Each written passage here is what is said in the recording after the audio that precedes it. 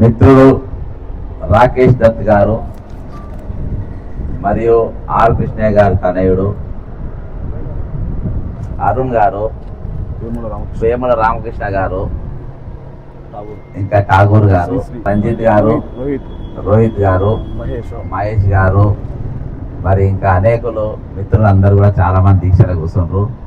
అంతేకాకుండా పశు సంవర్ధక శాఖలో మరి హౌస్ సోర్సింగ్ ఎంప్లాయీస్ జిల్లా అధ్యక్షునిగా ఉన్నటువంటి ఏర్పుల సుధాకర్ గారు, మరి అంతేకాకుండా మరి అడ్వకేట్ చంద్రశేఖర్ గారు, మరి అడ్వకేట్ అశోక్ కుమార్ గారు మాకు ఎప్పటికప్పుడు మాకు సపోర్ట్గా ఉండి మరి మా ప్రతి లీగల్ కేసులలో కూడా మాకు సాయం చేస్తున్నందుకని ఆయనకు కూడా కృతజ్ఞత ప్రత్యేకంగా ఆహ్వానము కోటగిరి అశోక్ గారికి. మరి ముఖ్యంగా మరి ఈరోజు ఒక మూమెంట్ నడుస్తుంది భారతదేశం అంతటా.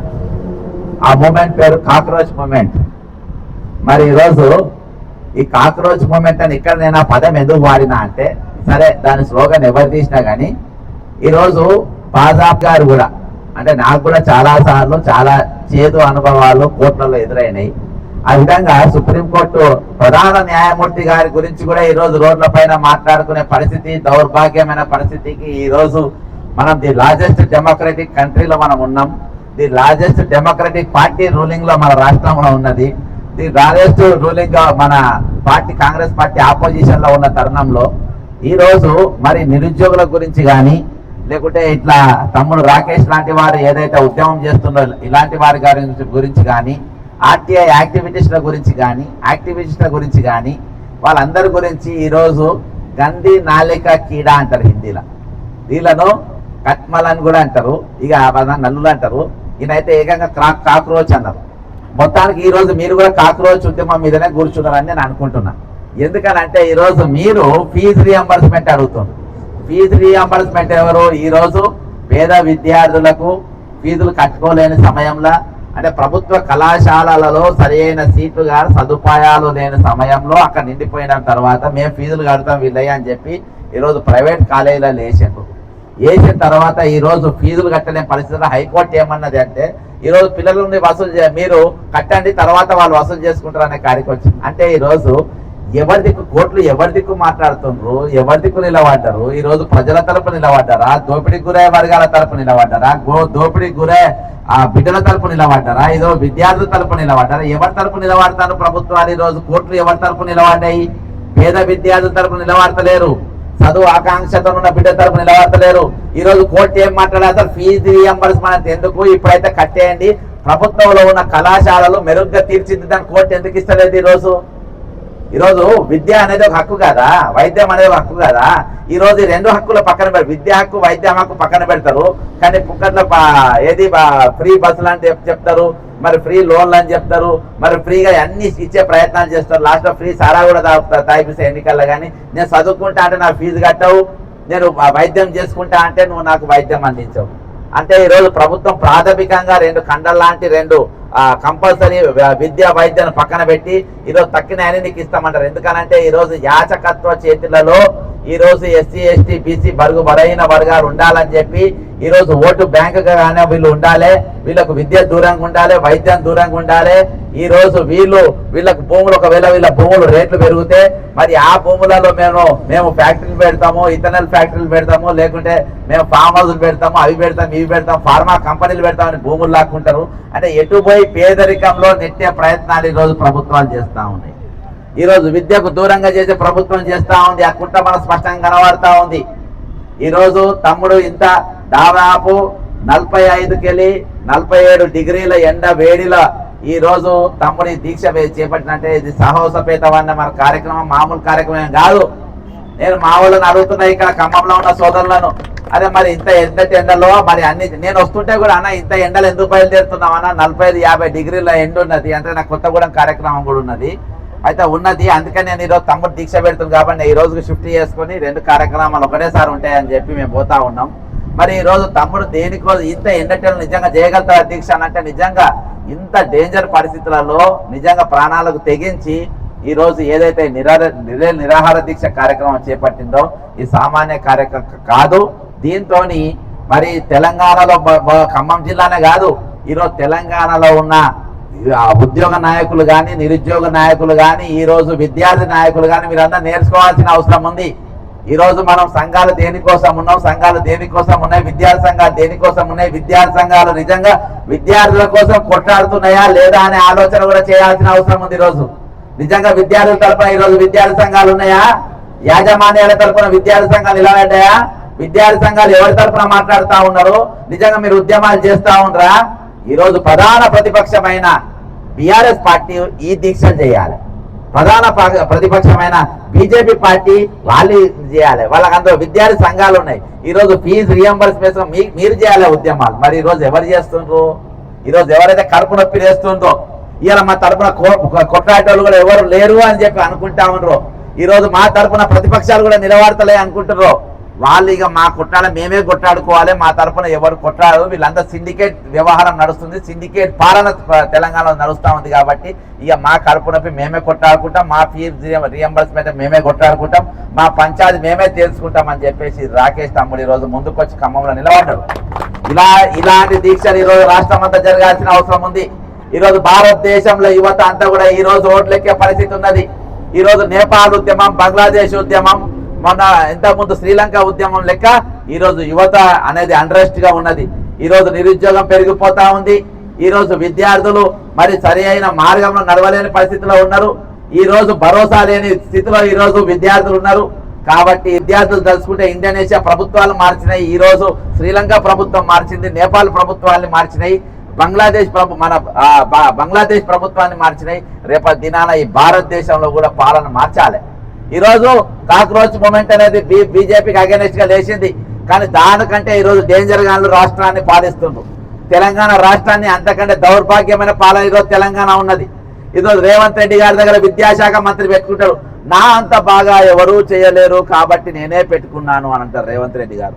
అవును, నీ అంత బాగా ఎవరూ చేయలేరు, నీ అంత బాగా ఎవరు ముంచలేరు కాబట్టి ఈరోజు విద్యా కమిషన్ చైర్మన్ ఆకునూరు మురళి గారు రాజీనామా చేసి పీకిండు. నేను అది చేస్తా ఇది చేస్తా అన్నాడు, నువ్వు ఏది చేసే అవసరం లేదని అంటే నేను ఏది చేసే అవసరం లేదు, అప్పుడు నేనెందుకని చెప్పి రాజీనామా చేసిన పరిస్థితి. ఈరోజు రేవంత్ రెడ్డి గారు ఆలోచించాలి. ఈ తెలంగాణలో ఈరోజు మిగిలిన బడ్జెట్తో ఏర్పడే తెలంగాణ, ఆనాటి ప్రభుత్వం తెలంగాణను ఎక్కడికి తీసుకుపోయింది, ఈనాటి ప్రభుత్వం ఎక్కడికి తీసుకొని వచ్చింది. ఈరోజు ఇక్కడ ఉన్న బీసీ బిడ్డలు, విద్యార్థులు ఈరోజు ఏదైతే ఫీజు రియంబర్స్మెంట్ అందక ఈరోజు ఎర్రటి ఎండలో మరి ఇక్కడ మలమల మారిపోతా ఉంటే మరి చుట్టూ బొగ్గు బావిలో ఉంటాయి. ఆ బొగ్గు బావి సరిహద్దులలో ఈరోజు దీక్ష చేస్తున్న ఈ బిడ్డల గురించి నీకు ఆలోచించే అవసరం లేదా మిస్టర్ రేవంత్ రెడ్డి? దీని గురించి మాట్లాడాల్సిన అవసరం లేదా మిస్టర్ రేవంత్ రెడ్డి? మన ముందుకెళ్ళే ఈ రోడ్డు మీదకి అనేక మార్లు మన డిప్యూటీ సీఎం గారు, ఫైనాన్స్ మినిస్టర్ గారు బట్టి విక్రమార్క ఇక్కడికి వెళ్ళి అక్కడికి, అక్కడికి వెళ్ళి ఇక్కడికి 20 బండ్లు 30 బండ్లు కాన్వాయ్ వేసుకొని తిరుగుతూ ఉంటాడు. మరి ఈ రోజు వీళ్ళు దీక్ష చేస్తా ఉన్నారు, దీక్ష చేయబోతా ఉన్నారని వారం రోజులకి వీళ్ళు హెచ్చరిక చేస్తానే ఉన్నారు కదా, ప్రభుత్వాన్ని హెచ్చరిస్తూనే ఉన్నారు కదా.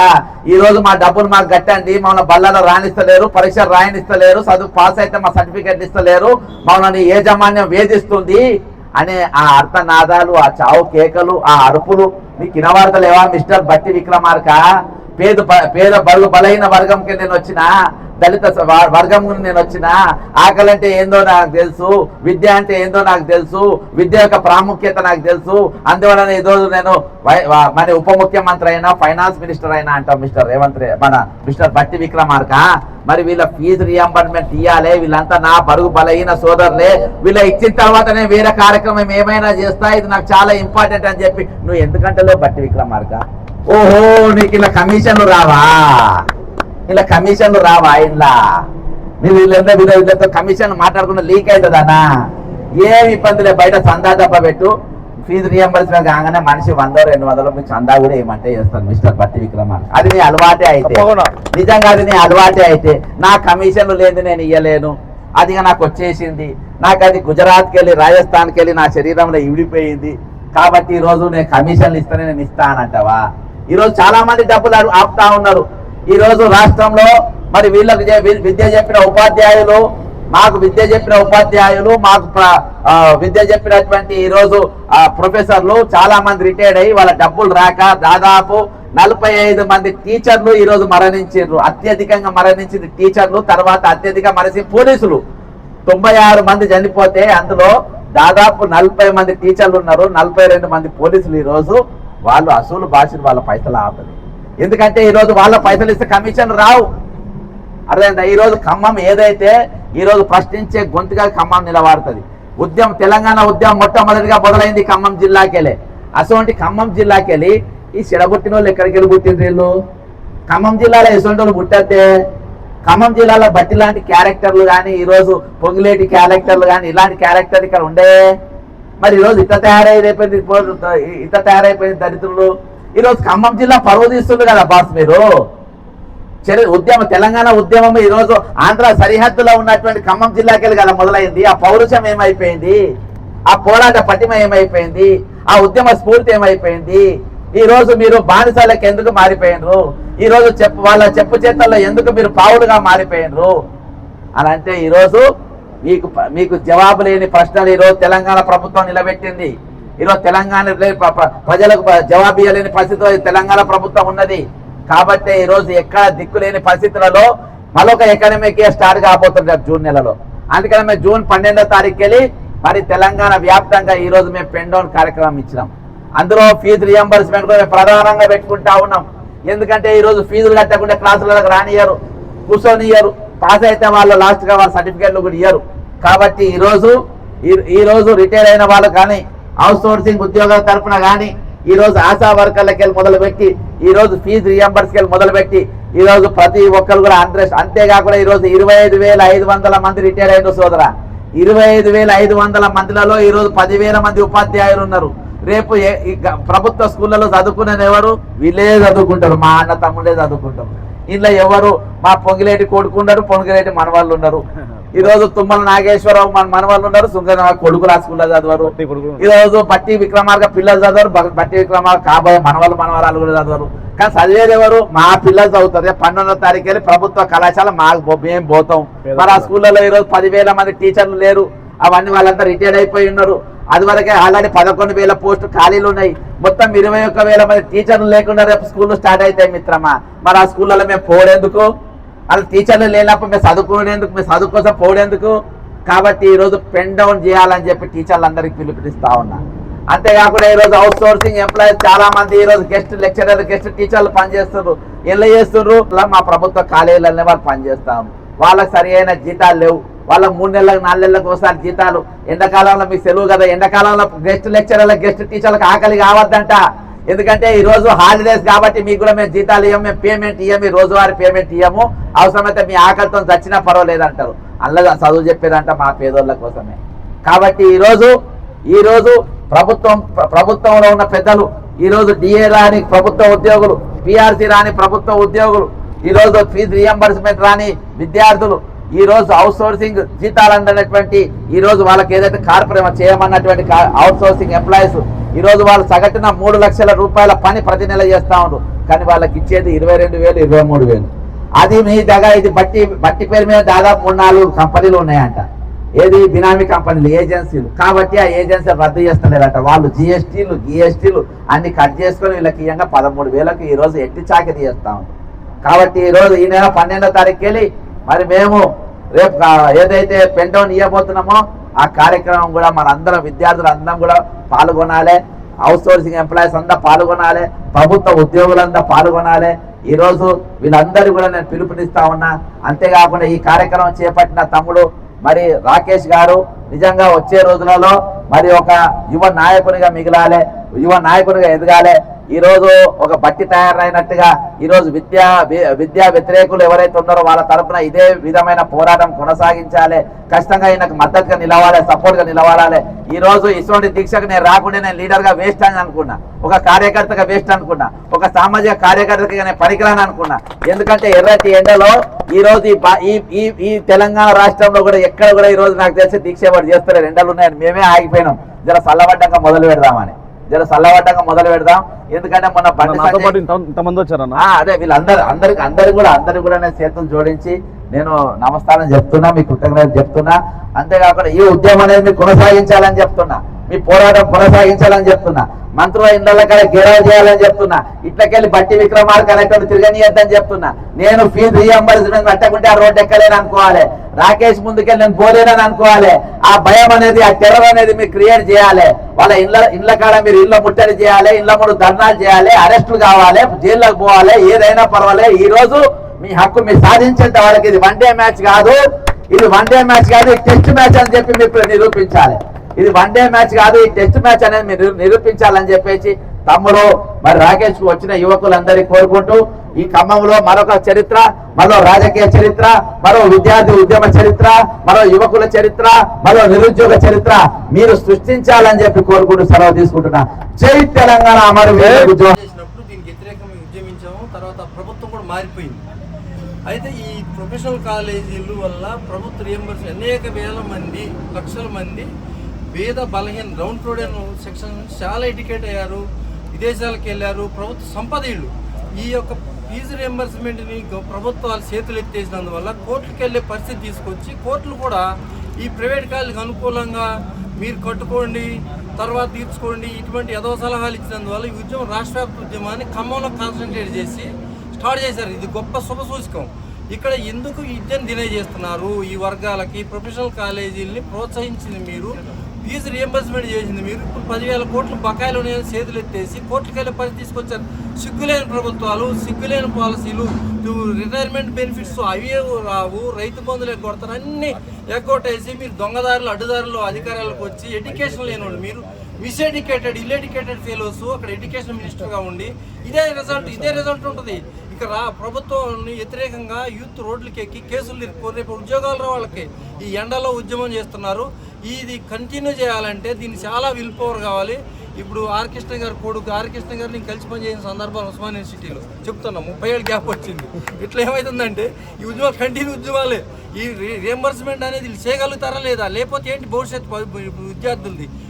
రేపు ఎడ్యుకేషన్ అకాడమిక్ స్టార్ట్ అవుతుంది, ఈ సర్టిఫికెట్లు వాళ్ళ దగ్గర పెట్టుకుంటారు, రేపు విదేశాలకు వెళ్ళలేరు, మా హైయర్ ఎడ్యుకేషన్కి వెళ్ళలేదు. ఇవన్నీ ఒక జట్లను చేసి పడేశారు ఈ సన్నాసులు. ఓట్లు లేదు మీరు ఏ పార్టీ అని కానీ ఎడ్యుకేషన్ లేని ఓట్లు ఎత్తింటే ఉంటుంది. మిస్ ఎడ్యుకేషన్, ఇల్ ఎడ్యుకేటెడ్ వీళ్ళు, నాట్ ఎడ్యుకేటెడ్ పిల్లలు, జ్యుడిషియరీకి వీళ్ళకి లింకులు ఉన్నాయి, నెక్స్ట్ తోటి ఇలాంటి తీర్పులు వస్తున్నాయి. కాబట్టి మీరు దయచేసి దీనిని చాలా తీవ్రం చేయండి. ఉద్యమాన్ని ఖమ్మం వల్ల రాష్ట్రం అంతా వ్యాపించాలి అని కోరుకుంటూ నేను ముగిస్తాను. అందరి కృతజ్ఞతలు నాకు అవకాశం. Thank you. జనవరి 12కి వెళ్ళి రాష్ట్ర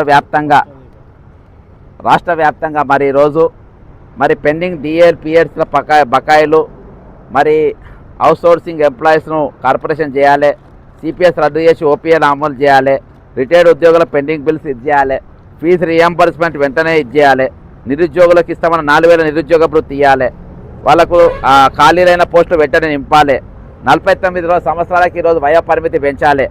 ఈరోజు ఈ అన్ని డిమాండ్లతోని మరి ఇవాళ గత్యంతరమైన పరిస్థితులలో మరి ఈరోజు 12వ తారీఖు పెన్ డౌన్ చేసుకుంటున్నాం.